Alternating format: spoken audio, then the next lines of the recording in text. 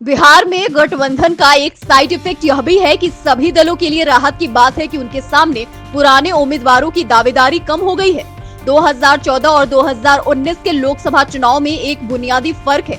उस समय त्रिकोणीय संघर्ष था, सीटें अधिक थी।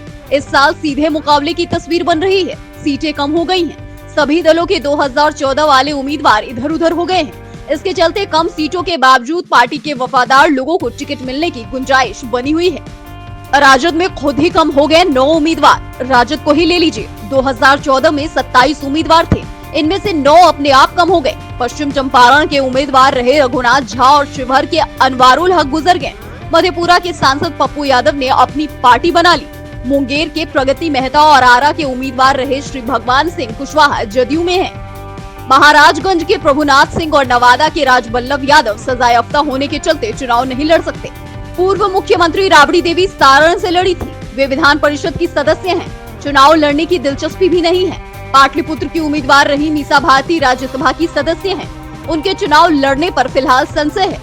महागठबंधन में राजद को 20 सीटें भी मिलती हैं तो अधिक दिक्कत नहीं होगी। कांग्रेस को भी यह राहत है कि 2014 के उसके 12 में से 8 उम्मीदवार अपना दावा नहीं करेंगे। किशनगंज के सांसद मौलाना असराउल हक का निधन हो गया है। मुजफ्फरपुर के डॉक्टर अखिलेश प्रसाद सिंह राज्यसभा के सदस्य हैं। नालंदा के आशीष रंजन सिन्हा और पटना साहिब के उम्मीदवार रहे कुणाल सिंह राजनीतिक परिदृश्य से ओझल हैं। कांग्रेस में नए शामिल हुए तारिक अनवर के लिए सीट का संकट नहीं है। वे पिछली बार भी कांग्रेस राजद की मदद से एनसीपी उम्मीदवार की हैसियत से चुनाव जीते थे। भाजपा का संकट थोड़ा दूसरे तरह का है। यहाँ पराजित उम्मीदवार इत्मीनान में है। सीटिंग संसद टिकट काटने की आशंका से परेशान चल रहे हैं, फिर भी हालत उतनी बुरी नहीं है। सीधा हिसाब यह बैठ रहा है कि भाजपा के 22 सांसद हैं। इनमें से बेगूसराय के सांसद भोला सिंह का निधन हो गया। शत्रुघ्न सिन्हा और कीर्ति झा आजाद खुद ब खुद अलग हो गए। मधुबनी के सांसद हुकुमदेव नारायण यादव ने पहले ही चुनाव से अलग होने की घोषणा कर दी है। मतलब 4 दावेदार कम हो गए।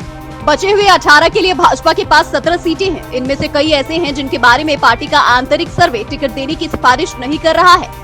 जहां तक पिछले चुनाव के पराजित 8 उम्मीदवारों का सवाल है, टिकट न मिलने की आशंका में उनमें से अब तक सिर्फ एक का मुंह खुला है। ये पूर्णिया के पूर्व सांसद पप्पू सिंह है। पटना से बिफोर प्रिंट की रिपोर्ट। अगर आपको हमारा वीडियो पसंद आया हो तो इसे लाइक करें, सब्सक्राइब करें और बेल आइकन दबाना न भूलें।